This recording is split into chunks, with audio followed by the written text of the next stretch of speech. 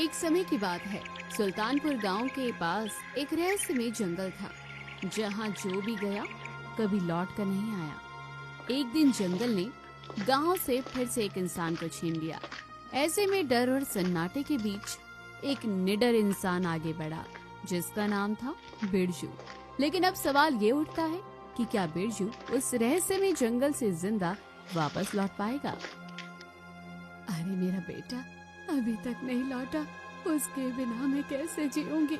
मैंने उसे बहुत रोका कि उस जंगल में मत जा, वो जंगल किसी को भी नहीं छोड़ेगा, लेकिन वो नहीं माना। अब मैं क्या करूं? कोई तो मेरी मदद करो, मेरा बेटा, कोई तो उसे बचाओ। क्या हुआ काकी, क्यों रो रही हो? ब्रजेश कहाँ गया? कहीं वो उसी जंगल में तो नहीं चला गया? काकी, आपने उसे क्यों जाने दिया उस भयानक जंगल में? हाँ, वो उसी जंगल में चला गया। मैंने उसे रोकने की बहुत कोशिश की, पर वो नहीं माना। बोल रहा था जंगल से वो चंदन की लकड़ियाँ लेकर आएगा। चंदन की लकड़ियाँ बहुत महंगी बिकती है, उसे बेचकर वो अमीर बनना चाहता था। हाय मेरा बेटा। चिंता मत करो काकी, ये तो उसका रोज का ही नाटक है। मैं उसे अच्छी तरह से जानता हूँ। वो एक नंबर का डरपोक है। वो उस जंगल में जाएगा ही नहीं, कहीं और चला गया होगा। आप घर जाओ, वो कुछ देर में आ जाएगा। मुझे पता है इस बार वो जंगल ही गया है। वो मुझसे झूठ नहीं बोलता। न जाने उसे उस जंगल में ही क्यों जाना था। कोई तो मेरे बेटे को ढूंढ कर ला दो, मेरा वही एक सहारा है। मैं उसके बिना कैसे जीवन गुजारूंगी? अरे काकी, वो जंगल कोई साधारण जंगल नहीं है, एक रहस्यमय जंगल है। उस जंगल में किसी की भी जाने की हिम्मत नहीं होती है। जो भी उस जंगल में गया है वो कभी भी वापस लौट कर नहीं आया है। फिर भला ऐसे जंगल में ब्रिजेश को ढूंढने कौन जाएगा? आप भी घर जाओ, ईश्वर ने चाहा तो वो खुद ही घर आ जाएगा। अभी गांव के सभी लोग ब्रिजेश के बारे में बात ही कर रहे थे कि तभी बिरजू वहां से गुनगुनाते हुए गुजर रहा था। ये शाम मस्तानी मदहोश किया जा। ना ना ना ना ना। अरे, आप सब यहाँ पर क्या कर रहे हो? काकी, क्या हुआ? आप रो क्यों रही हो? कुछ हुआ है क्या? रात होने वाली है, रात में यहाँ रुकना ठीक नहीं है। घर चलिए। मैं यहाँ से कहीं नहीं जाऊंगी जब तक मेरा बेटा उस जंगल से वापस नहीं आ जाता। मैं यहाँ से कहीं नहीं जाऊंगी। तुम लोगों को वापस जाना है तो जाओ, मैं नहीं जाऊंगी। मैं यहीं उसका इंतजार करूंगी जब तक वो वापस नहीं आ जाता। क्या ब्रिजेश भाई उस रहस्यमय जंगल में चले गए? जब उन्हें पता था कि वो जंगल कैसा है तो वो वहाँ क्यों गए? काकी, आपने उन्हें जाने क्यों दिया? बेटा, मैंने तो उसे रोकने की बहुत कोशिश की, लेकिन लालच ने उसे अंधा बना दिया। वो मेरी एक भी बात को सुनने को तैयार नहीं था। उसे तो उसके मन की ही करनी थी। अब मैं क्या करूं? कुछ समझ नहीं आ रहा। उसके बिना मैं घर नहीं जाऊंगी। काकी, आप चिंता मत करो, मैं ब्रिजेश भाई को ढूंढकर वापस लाऊंगा। आप घर जाकर आराम करो। मैं भी देखता हूँ उस जंगल में ऐसा क्या है जो लोगों को वहीं कैद कर लेता है। अरे बेटा, ये तू क्या कह रहा है? मैं तुझे उस जंगल में नहीं जाने दूंगा। उस जंगल से कोई वापस लौट कर नहीं आता। मैं तुझे खोना नहीं चाहता। और अगर तेरी माँ मुझसे पूछेगी कि बिरजू कहाँ है तो मैं उसे क्या जवाब दूंगा? नहीं बिरजू, तू नहीं जा सकता उस भयानक जंगल में। पिताजी, ब्रिजेश भैया भी तो किसी की औलाद है ना। काकी उनके बिना जी नहीं पाएंगी। आप मुझे जाने दो, मुझ पर भरोसा रखो। मैं ब्रिजेश भैया को वापस लेकर ही आऊंगा। आप माँ को समझा देना कि वो चिंता ना करें। इतना कहकर बिरजू जंगल के लिए निकल पड़ता है। बिरजू जैसे ही जंगल में पहुंचता है, ये जंगल बाहर से देखने में तो बहुत सुंदर लगता है, लेकिन इसके अंदर एक खामोशी सी है। कुछ अजीब सा लग रहा है, जैसे ये जंगल किसी परेशानी में हो। अरे ये क्या? इस पेड़ से खून कैसे निकल रहा है? पेड़ से खून? ये कैसे हो सकता है? बिरजू उस पेड़ के पास जाकर उसे हाथ लगाने ही वाला था कि तभी उस पेड़ की जड़ें उसे जकड़ लेती है। कौन हो तुम और यहाँ किस लिए आए हो? खबरदार मुझे हाथ लगाया तो तुम यहाँ से बचकर नहीं जा पाओगे। हमें साधारण पेड़ समझने की कोशिश मत करना। हमारी ये जड़ें तुम्हें एक ही पल में मौत के घाट उतार देंगी। आप गलत समझ रहे हो। मैं आपको या बाकी के पेड़ों को कोई नुकसान नहीं पहुंचाने आया हूँ। मैं तो यहाँ अपने ब्रिजेश भैया को ढूंढने आया हूँ। वो इस जंगल में चंदन की लकड़ियाँ लेने आए थे। आपको पता है वो कहाँ मिलेंगे? कृपा करके आप मुझे उन तक पहुँचने का रास्ता बता दो। तुम एक इंसान को ढूंढने के लिए इस घने जंगल में आए हो और वो भी अकेले? तुम कम उम्र के लगते हो। अभी तुमने दुनिया भी अच्छे से नहीं देखी है। क्या तुम्हें अपनी जान जाने का डर नहीं लगता? नहीं, जान तो एक न एक दिन जानी ही है। उससे पहले अगर ये जान किसी के काम आ सके तो इससे अच्छी क्या बात हो सकती है। मैं एक बूढ़ी माँ को वचन देकर आया हूँ कि मैं उसके बेटे को वापस लेकर ही आऊंगा। इसीलिए आप मुझे उनका पता बता दो। इतने छोटे होकर भी तुम बातें बहुत बड़ी करते हो। तुम ईमानदार होने के साथ साथ निडर भी हो। जिस भी इंसान ने लालच में मुझे काटने की कोशिश की वो सब इस जंगल के अंदर बने तालाब में कैद हो गए। तुम मुझे अच्छे लगे और तुम इस जंगल को नुकसान पहुंचाने नहीं आए हो। इसीलिए तुम अपने भाई को उस तालाब से निकाल सकते हो तो निकाल लो, नहीं तो क्या होगा? अगर मैं ब्रिजेश भैया को तालाब से नहीं निकाल पाया तो क्या होगा? बताओ मुझे। आप उनके साथ क्या करने वाले हो? कहीं आप उन्हें मार तो नहीं दोगे? मैं उसे कुछ नहीं करूंगा। उसने जंगल को नुकसान पहुंचाने की कोशिश की जिस कारण वो भी उस तालाब में कैद हो गया। अगर तुमने उसे निकालने में ज्यादा देर कर दी तो वो पानी में ही मर जाएगा। इसीलिए जल्दी जाओ और उसे बचा लो।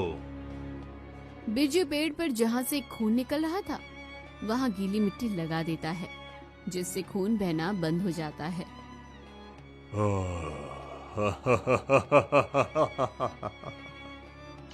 फिर बिरजू आगे जंगल में चलने लगता है। जैसे जैसे वो अंदर जाता है पेड़ और भी बड़े और डरावनी से हो जाते हैं। ये जंगल तो सच में रहस्यमयी है। इसमें मुझे वो तालाब कहाँ मिलेगा? अरे वो रहा तालाब, लेकिन यहाँ तो कोई भी नहीं दिख रहा है। अब मैं ब्रिजेश भैया को कहाँ ढूंढूं? हे भगवान, अब आप ही कोई रास्ता दिखाओ। कहीं उन्हें ढूंढने में मैं देर न कर दूं। उस पेड़ ने कहा था कि वो तालाब के अंदर कैद हैं। बिरजू इतना सोचकर तुरंत तालाब में कूद जाता है। अरे ये क्या? यहाँ अंदर तो जेल बनी हुई है और यहाँ तो बहुत से लोग हैं। ब्रिजेश भैया, आप कहाँ हो? मैं बिरजू आपको लेने आया हूँ। भैया, आप कहाँ हो? मुझे आवाज दो। कौन हो तुम और इस तालाब में क्या कर रहे हो? अरे तुम्हारे हाथ में तो बेड़िया भी नहीं है। लगता है तुम्हें इस तालाब में कैद होने नहीं भेजा गया है। सच सच बताओ, यहाँ क्यों आए हो? नहीं तो तुम्हारा भी वही हाल होगा जो बाकी लोगों का होता है। मैं यहाँ कैद होने नहीं आया हूँ। मैं केवल अपने ब्रिजेश भैया को यहाँ से लेने आया हूँ। मुझे सुदर्शन पेड़ ने बताया है कि वो यहाँ है। क्या आप मुझे बता सकती हो कि वो मुझे कहाँ मिलेंगे? अच्छा, तो तुम्हें सुदर्शन पेड़ ने भेजा है यहाँ। तुम्हारा भाई तुम्हें मिल जाएगा, लेकिन उसे छुड़ाने के लिए तुम्हें मेरा एक काम करना होगा। तभी तुम अपने भाई को यहाँ से ले जा सकते हो। ठीक है, मैं आपका काम करने के लिए तैयार हूँ। मुझे किसी भी कीमत पर ब्रिजेश भैया को यहाँ से ले जाना है। उनके लिए मैं कुछ भी करने को तैयार हूँ। आप मुझे बताओ मुझे क्या करना है, मैं वो काम जरूर करूँगा। ये काम इतना आसान भी नहीं है। अगर तुम इस काम को नहीं कर पाए तो तुम अपने भाई को यहाँ से ले जाना तो दूर, खुद अपनी जान भी गवा दोगे। अब बताओ, अब भी तुम वो काम करने को तैयार हो? काम कितना भी कठिन क्यों ना हो, मैं करने के लिए तैयार हूँ। उसके लिए मेरी जान ही क्यों ना चली जाए, मुझे उसकी परवाह नहीं। लेकिन क्या वो काम करने के बाद आप ब्रिजेश भैया को छोड़ दोगी? ये इस जंगल का नियम है कि जो भी इस जंगल के लिए अच्छा काम करता है, ये जंगल उसकी मदद करता है। इसलिए अगर तुमने अपना काम अच्छे से कर दिया तो तुम जो चाहो यहाँ से ले जा सकते हो। ठीक है, तो फिर बताओ मुझे क्या करना होगा। इस तालाब के पश्चिम किनारे पर गट्टू नाम का एक मगरमच्छ अपने परिवार के साथ रहता है। वो यहाँ की मछलियों और छोटे छोटे जीवों को खा जाता है, इसलिए इस तालाब में रहने वाले सभी जीव बहुत डरे हुए हैं। अगर तुमने इस मगरमच्छ को मार दिया तो तुम अपने भाई को यहाँ से ले जा सकते हो। ठीक है, मैं इस तालाब के जीवों को जरूर बचाऊंगा।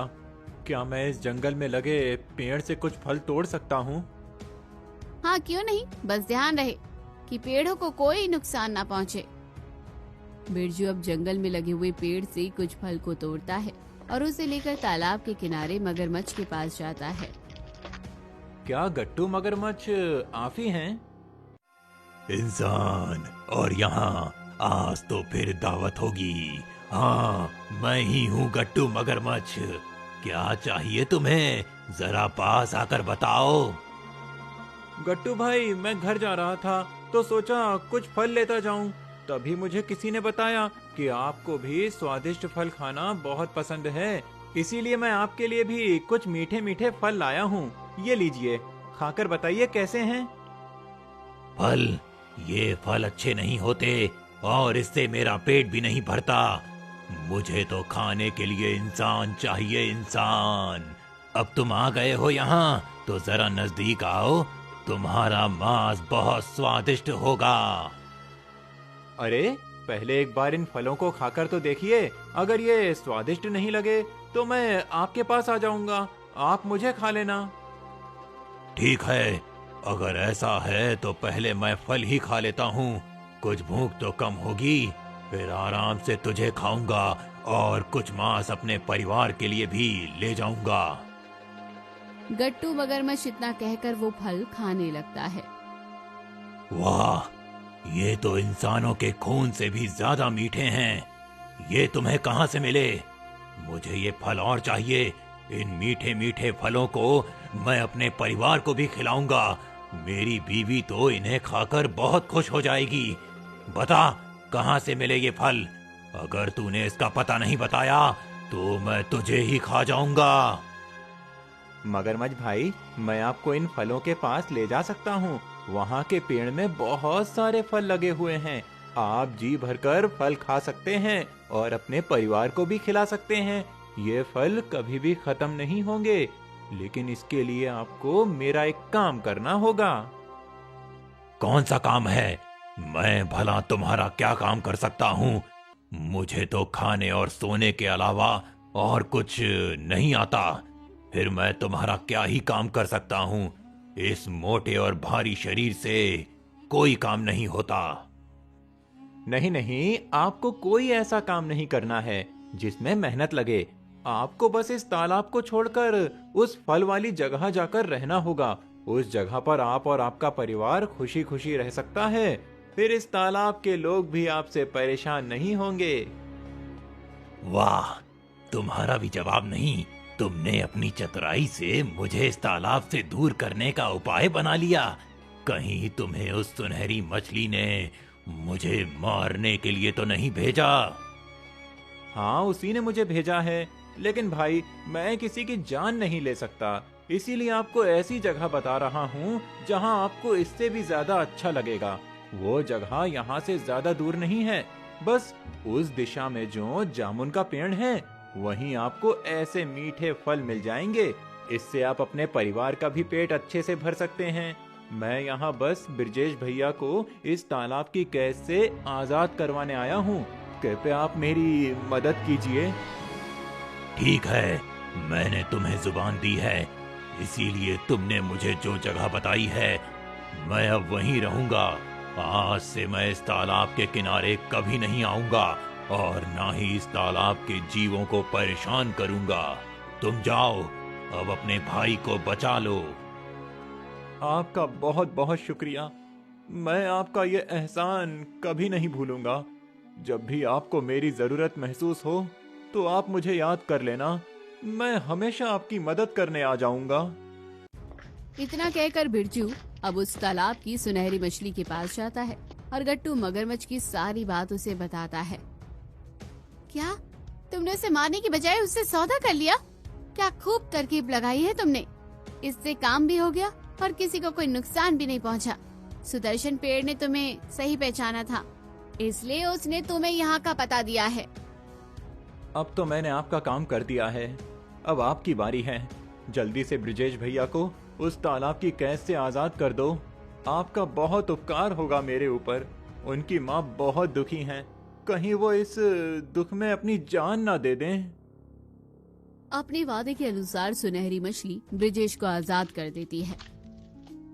मैंने मेरा वादा पूरा किया, अब तुम इसे लेकर यहाँ से जा सकते हो, लेकिन ये याद रखना, अगर फिर से किसी ने भी इस जंगल को नुकसान पहुँचाने की जरूरत की तो वो यहाँ से जिंदा नहीं जा पाएगा। मुझे माफ कर दो, मैं लालची बन गया था। उस लालच के सामने मुझे और कुछ भी दिखाई नहीं दे रहा था। मेरी माँ ने भी मुझे बहुत रोका था, पर मैंने उनकी बात भी नहीं मानी। अब मैं किसी भी हरे भरे पेड़ को नुकसान नहीं पहुँचाऊंगा। मुझे माफ कर दो। बिरजू, मैं तुम्हारे काम से बहुत खुश हूँ। ये लो जंगल की जादुई छड़ी, इसे अपने साथ ही रखना। इसकी मदद से तुम इस जंगल में कभी भी कहीं भी आ जा सकते हो, लेकिन इसका इस्तेमाल भले कामों के लिए ही करना, नहीं तो ये छड़ी वापस मेरे पास आ जाएगी। शुक्रिया, मैं आपको वचन देता हूँ कि अब से कोई भी इस जंगल को नुकसान नहीं पहुँचाएगा, बल्कि मैं इस जंगल की रखवाली खुद करूँगा।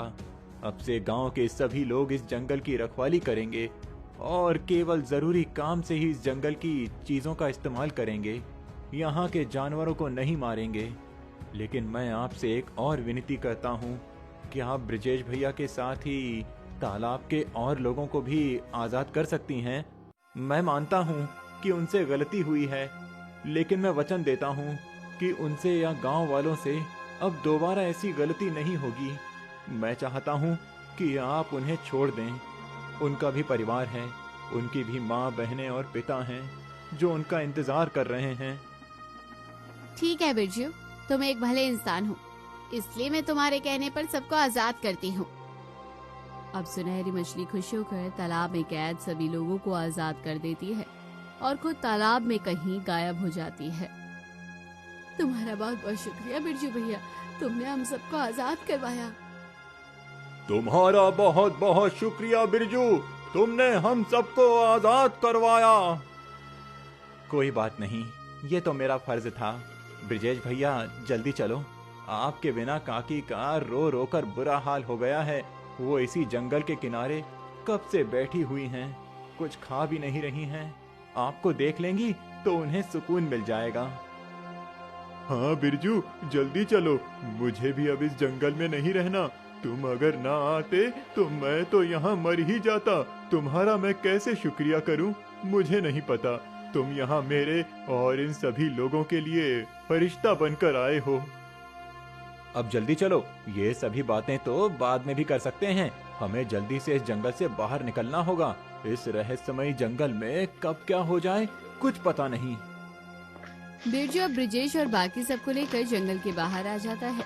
गांव के सभी लोग उन सबको देखकर बहुत खुश हो जाते हैं। काकी, देखो आपका बेटा वापस आ गया। बिरजू उसे ले आया, ना केवल ब्रिजेश को बल्कि गांव के लोगों को भी। इस गांव में पहली बार ऐसा हुआ है कि उस जंगल से कोई वापस लौटा है। ये किसी चमत्कार से कम नहीं है काकी। मेरा बेटा ब्रिजेश, तू आ गया। कितना रोका था तुझे मत जा उस जंगल में, पर तू सुनता कहाँ है किसी की। कभी सोचा है कि तेरे बिना मैं कैसे रहती? कौन है मेरा तेरे सिवा? उसके बाद भी तू चला गया। हाँ माँ, अब मेरी आंखें खुल गई हैं। अब मैं आपको छोड़कर कहीं नहीं जाऊंगा और अब मेहनत करके ही कमाऊंगा, कभी लालच नहीं करूंगा। माँ, आज बिरजू नहीं होता तो मैं उस जंगल से कभी बाहर नहीं आ पाता। बिरजू, तेरे जैसा बेटा सबको मिले। आज तूने एक माँ की मदद की है। ईश्वर तेरी हर इच्छा पूरी करे। आज तूने मुझे नया जीवन दे दिया है। आज से मेरे एक नहीं दो बेटे हैं। काकी, ये तो मेरा फर्ज था और ये गांव भी तो अपना ही है। हम सबको मिलकर सभी की मदद करनी चाहिए। और आज से हम उस जंगल की भी रखवाली करेंगे। अब वहाँ से कोई गायब नहीं होगा। बेटा, तुम्हारे हाथ में ये छड़ी कैसी है? कुछ अलग सी दिख रही है। ये कहाँ से मिली तुम्हें? तुम जब जंगल गए थे तो तुम कुछ भी नहीं लेकर गए थे। पिताजी, ये एक जादुई छड़ी है, उस जंगल ने मुझे दी है। इससे मैं उस जंगल की और गांव के लोगों की मदद कर सकता हूँ। आज से हम उस जंगल को अपना परिवार मानेंगे। अब सभी गांव वाले उस रहस्यमय जंगल की रक्षा करने लगते हैं। जंगल भी गांव की सभी जरूरतों को पूरा करने लगता है। सभी हंसी खुशी रहने लगते हैं। इस कहानी से गांव वालों ने सीखा कि लालच विनाश लाता है, जबकि दया, बुद्धि और साहस हर मुश्किल का समाधान बनते हैं। बिरजू ने साबित कर दिया कि जो इंसान प्रकृति की रक्षा करता है, प्रकृति हमेशा उसकी रक्षा करती है। एक समय की बात है। सुमेरपुर नामक राज्य के एक छोटे से गांव में होशियार चंद नाम का एक चतुर ठग रहता था। होशियार चंद्र इतना चतुर था कि कोई भी उसकी बातों में आ जाता था। अपनी इस कुशलता के चलते वो लोगों से अपने काम निकलवा लिया करता था और इसी तरह से वो पैसे कमाया करता था। होशियार चंद्र जी, होशियार चंद्र जी। क्या हुआ राकेश, क्यों चिल्ला रहे हो? सब ठीक तो है ना? आप यहाँ आराम से बैठे हैं। आपको पता भी है गांव में क्या हुआ है? क्या हुआ है गांव में? वो जो कलुआ का खेत है ना, वहाँ पर पत्थर ही पत्थर निकले हैं। इतने पत्थर तो गांव में देखने को नहीं मिलेंगे। हाँ, तो उसमें कौन सी बड़ी बात है? पत्थर हैं, कोई पहाड़ तो नहीं। हटा दो। भाई जी, आपको पता नहीं है क्या? अगर किसी के खेत में पत्थर निकलते हैं तो उसका खेत खेती करने लायक नहीं रहता। फिर वो खेत पर कितनी ही मेहनत क्यों ना कर ले, फसल अच्छी नहीं होगी।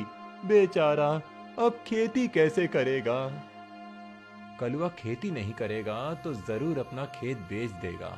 इससे पहले कोई और उसका खेत खरीद ले, मैं ही उससे ले लेता हूँ। क्या हुआ भाई जी, क्या सोच रहे हो? कुछ नहीं, चलो ठीक है, मैं भी कलुआ से मिल आता हूँ। अब होशियार चंद्र कलुआ के खेत पर जाता है। कलुआ खेत में उदास होकर बैठा था। कलुआ, उदास मत हो, पत्थर ही तो निकले हैं, हट जाएंगे। इतनी चिंता क्यों करते हो? अब क्या करूं भाई जी? सोचा था इस बार अच्छे से खेती करूंगा तो पैसे भी आएंगे, जिससे जो उधारी है वो चुक जाएगी। पर भगवान को ये मंजूर नहीं था। मेरे ही खेत में ये पत्थर आने थे। अब मैं क्या करूंगा? अच्छा, तो तुम्हें पैसों की जरूरत है। अगर तुम मेरी बात मानो तो मैं तुम्हारी इन पैसों की परेशानी को दूर कर सकता हूँ। भाई जी, आप कैसे मेरी मदद कर सकते हैं? मेरे पास तो इस बंजर खेत के अलावा देने को कुछ भी नहीं है। देख कलुआ, ये तो सही है कि तेरा खेत अब किसी काम का नहीं है, तो तू इसे मुझे दे दे। बदले में मैं तुझे इसी खेत पर काम पर रख लूंगा। उससे जो पगार मिलेगी उससे तेरा घर भी चलने लगेगा। भाई जी, आप बात तो सही कह रहे हैं, पर अब ज्यादा मत सोच। कल मेरे घर आकर जमीन के कागज दे जाना और कल से काम भी शुरू कर देना। भाई जी, ये खेत तो किसी काम का नहीं रहा, तो आप इस खेत में क्या करवाने वाले हैं? इस खेत से जो पत्थर निकल रहे हैं, मैं उन्हें दूसरे गांव में बेचूंगा। ठीक है भाई जी।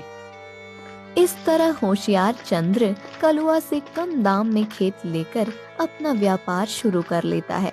होशियार चंद्र को जहाँ भी फायदा नजर आता, वो लोगों को अपने जाल में फंसाकर इसी तरह से ठगी किया करता था। एक दिन किसान बंसी होशियार चंद्र के पास आता है। भाई जी, भाई जी। क्या हुआ बंसी? भाई जी, मेरा एक बैल बहुत बीमार है और फसल खेत में लगी हुई है। जल्दी ही नहीं काटा तो बर्बाद हो जाएगी।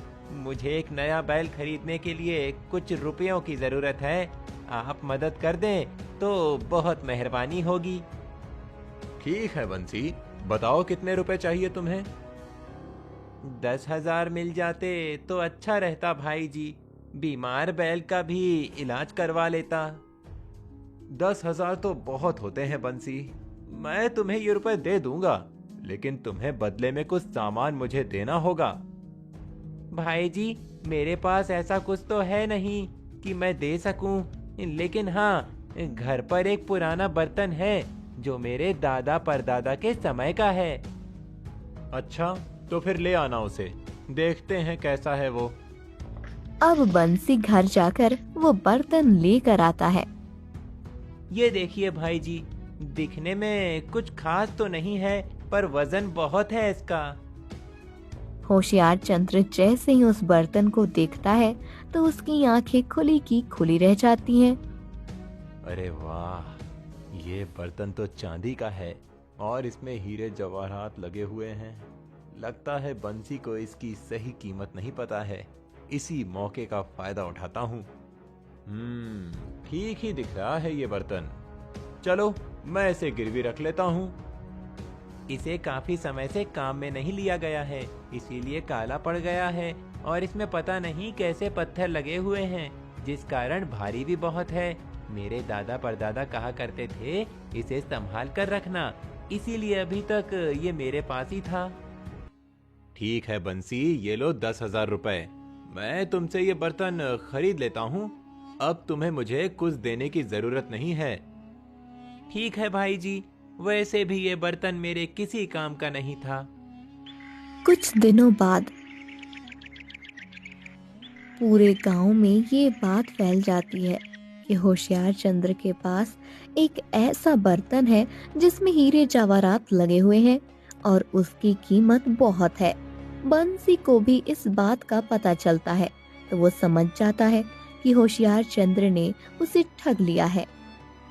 होशियार चंद्र ने मेरे साथ धोखा किया, मैं उसे छोड़ूंगा नहीं।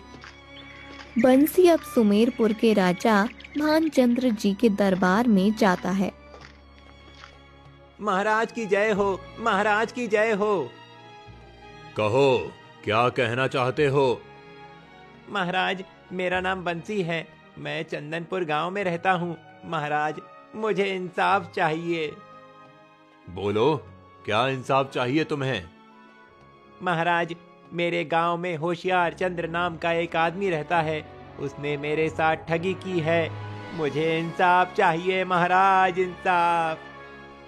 मंत्री जी, होशियार चंद्र को यहाँ बुलाया जाए। थोड़ी देर में दरबार में होशियार चंद्र आ जाता है। महाराज की जय हो। होशियार चंद्र, क्या तुमने बंसी को ठगा है? नहीं महाराज, बिल्कुल भी नहीं, बल्कि मैंने तो इसे 10,000 रुपए दिए हैं जो इसी ने मांगे थे। महाराज, मुझे इन्होंने रुपए तो दिए हैं, लेकिन जो उस बर्तन की कीमत थी वो नहीं मिली महाराज। बंसी और होशियार चंद्र अब एक एक करके अपनी सारी बात महाराज को बता देते हैं। महाराज, अब आप ही बताइए, अगर ये उस समय मुझसे उस बर्तन की कीमत मांगता तो मैं इसे देता या ना देता, लेकिन बंसी ने मुझे केवल 10,000 रुपए ही मांगे जो मैंने इसे दे दिए थे। फिर मैंने ठगी कैसे की? महाराज, मुझे उस समय बर्तन की कीमत नहीं पता थी, लेकिन ये तो जानते थे ना बर्तन की कीमत, तो इन्होंने मुझे उस समय बताया क्यों नहीं? मामला गंभीर है, दोनों अपनी अपनी जगह सही हैं। इस मामले पर 3 दिन के बाद फैसला होगा, तब तक वो बर्तन राज दरबार में रखा रहेगा। महाराज, आप जब भी बोलेंगे मैं उस बर्तन को अपने साथ ले आऊंगा। उसे राज दरबार में रखने की क्या जरूरत है? नहीं, जब तक फैसला नहीं होता वो बर्तन राज दरबार में ही रहेगा। अब जैसे ही उस बर्तन को राज दरबार में लाया जाता है, राजा भानचंद्र भी हैरान होकर देखने लगते हैं, क्योंकि वो बर्तन कोई साधारण बर्तन नहीं लग रहा था। 3 दिन के बाद फैसला सुनाया जाएगा, तब तक के लिए आप सभी अपने अपने घर जा सकते हैं। अब सभी अपने अपने घर चले जाते हैं। सुमेरपुर में ये बात तेजी से फैल जाती है कि 3 दिन बाद उस बर्तन का फैसला होने वाला है। वो बर्तन तो होशियार चंद्र भाई को ही मिलेगा, क्योंकि बंसी ने जितने पैसे मांगे थे वो तो उन्होंने उसे दे ही दिए थे ना। पैसे दिए थे तो क्या, जितने का वो बर्तन है उतने तो नहीं दिए ना।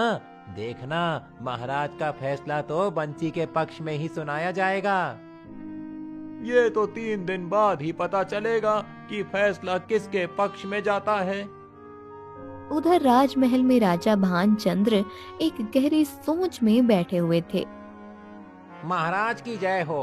क्या हुआ महाराज, आप चिंतित क्यों हैं? मैं जानता हूँ कि होशियार चंद्र ने ठगी की है, लेकिन उसने रुपए भी दिए हैं, तो इस मामले में सही फैसला कैसे होगा, यही सोच रहा हूँ। आप सही कह रहे हैं महाराज, मेरे मन में भी कुछ विचार आ रहा है। अगर आप आज्ञा दें तो मैं कुछ कहूँ। हाँ मंत्री जी, कहिए क्या बात है। महाराज, सही फैसला करने के लिए हमें सबसे पहले उस बर्तन की सही कीमत जाननी होगी। तभी हमें पता चल सकता है कि होशियार चंद्र ने बंसी को सही रुपए दिए हैं कि नहीं। मंत्री जी, आप बिल्कुल सही कह रहे हैं। इस बर्तन का सही दाम पता करने के लिए हमें चंद्रगढ़ जाना होगा। आप चंद्रगढ़ जाने का इंतजाम कीजिए, हम कल सुबह ही वहां चलेंगे। जो आज्ञा महाराज। मंत्री जी, हम वहां एक साधारण नागरिक बनकर ही जाएंगे, इस बात का भी ख्याल रहे। जी महाराज, ऐसा ही होगा।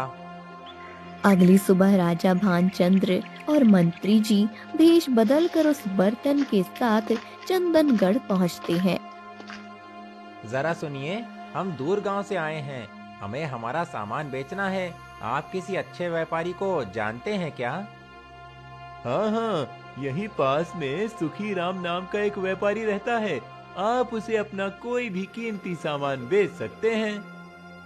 आपका बहुत बहुत शुक्रिया। राजा भानचंद्र और मंत्री जी अब सुखी राम की दुकान पर पहुंचते हैं। क्या ये सुखी राम की दुकान है?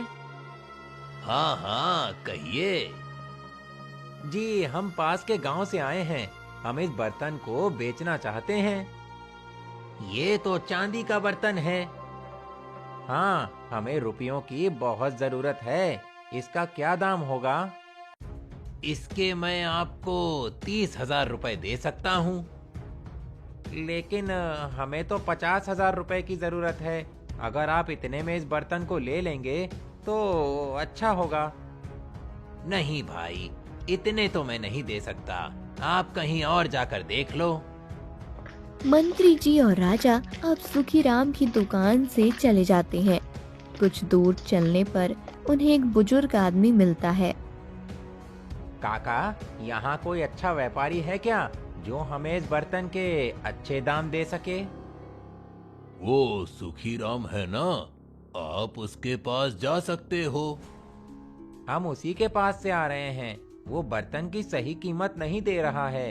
और कोई दूसरा है क्या इस गांव में? फिर तो गिरधारी है। गांव में जो पीपल का पेड़ है ना, उसके पास उसकी दुकान है। शुक्रिया काका। मंत्री और राजा भानचंद्र अब गिरधारी की दुकान पर पहुंचते हैं। हमें हमारा ये बर्तन बेचना है, इसकी क्या कीमत दोगे? गिरधारी बर्तन को अच्छी तरह से देखते हुए कहता है। ये बर्तन चांदी का है, इसीलिए मैं आपको 80,000 रुपए तक दे सकता हूँ। अच्छा, क्या ये इससे ज्यादा में नहीं बिक सकता? नहीं भाई, इसकी जितनी कीमत मैं दे रहा हूँ, इससे ज्यादा कीमत तो कोई आपको नहीं देगा। शुक्रिया। अब राजा भानचंद्र और मंत्री जी दोनों उस बर्तन को लेकर महल वापस आने लगते हैं। मंत्री जी, कुछ देर के लिए हम इस पेड़ के पास रुकते हैं, थोड़ा विश्राम करके ही आगे चलेंगे। ठीक है महाराज, आइए बैठते हैं। अब राजा भानचंद्र और मंत्री जी दोनों पेड़ के नीचे आराम करने लगते हैं। तभी वहां पर एक साधु महाराज आते हैं। बालक, मुझे बहुत प्यास लगी है, क्या आपके पास पानी मिलेगा? जी साधु महाराज, आइए बैठिए। मंत्री जी, इन्हें पानी दे दीजिए।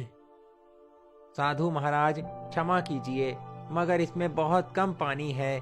शायद ही इससे आपकी प्यास बुझ पाएगी।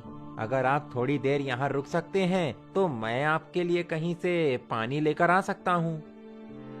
साधु महाराज अब चारों तरफ अपनी नजर घुमाते हैं। उन्हें वो चांदी का बर्तन दिखता है। उस बर्तन को देखकर साधु महाराज हंसने लगते हैं।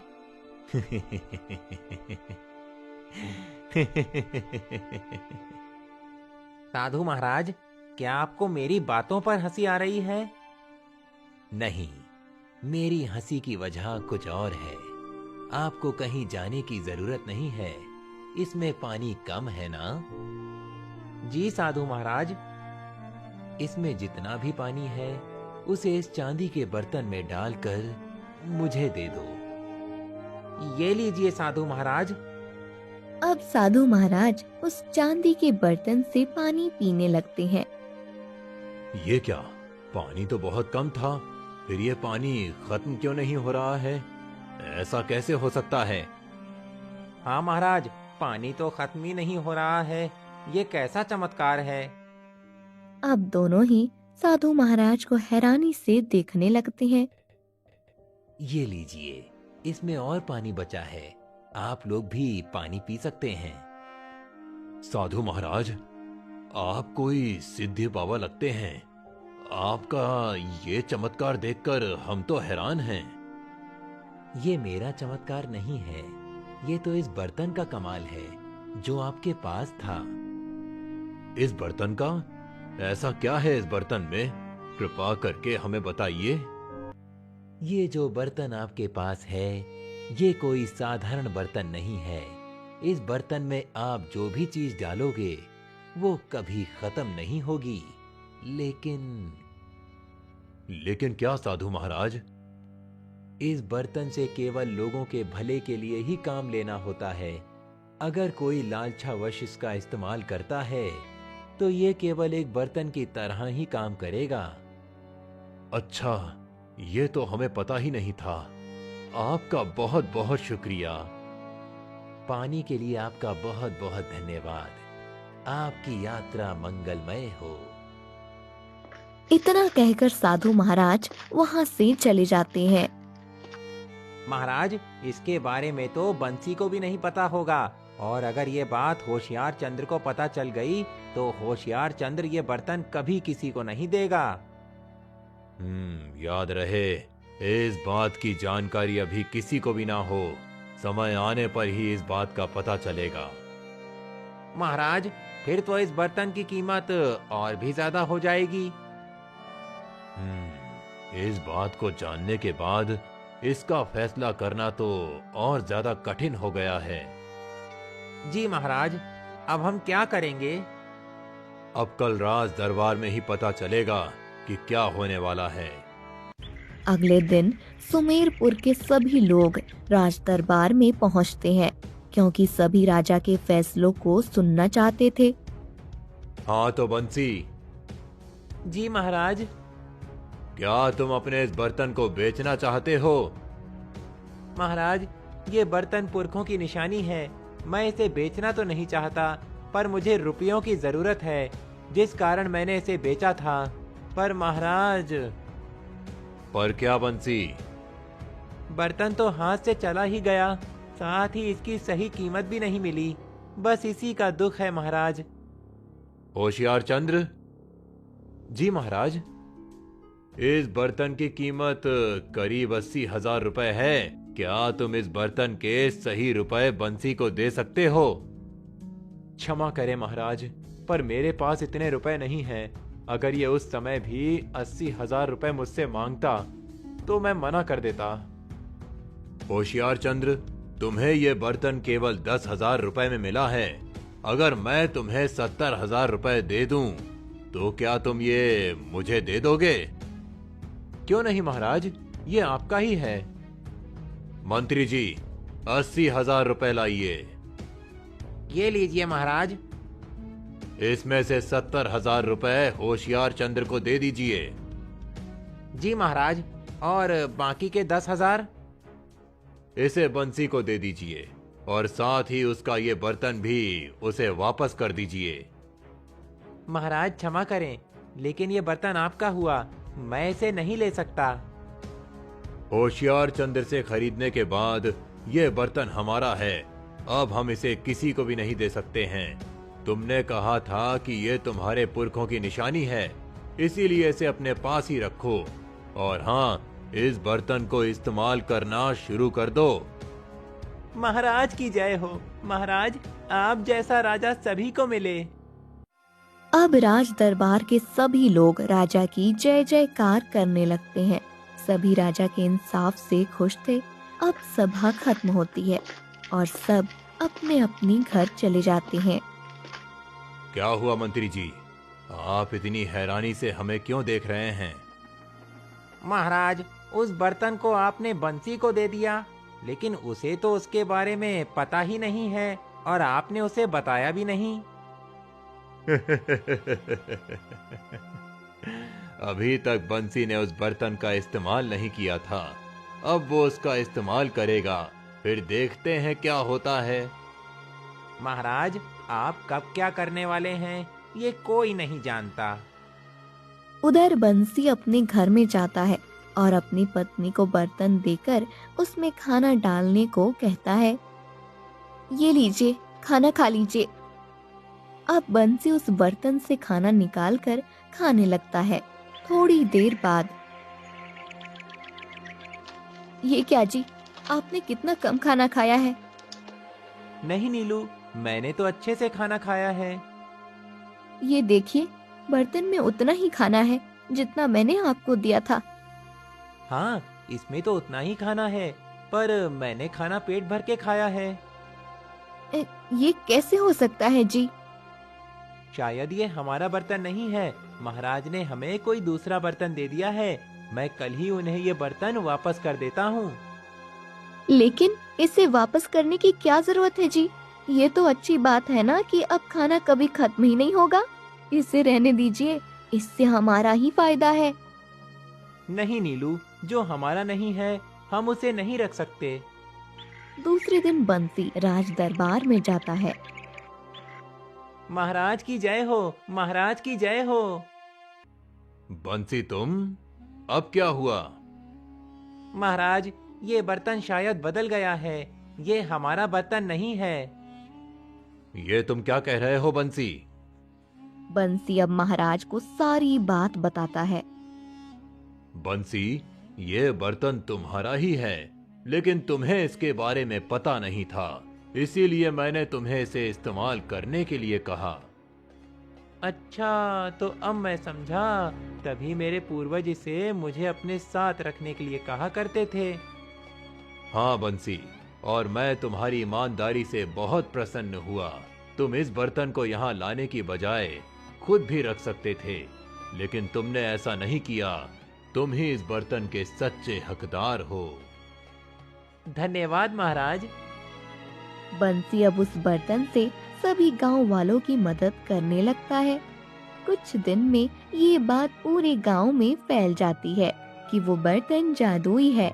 जब होशियार चंद्र को इस बात का पता चलता है तो वो गुस्से में आ जाता है कि इस बार उसकी ठगी उसी पर उल्टी पड़ गई।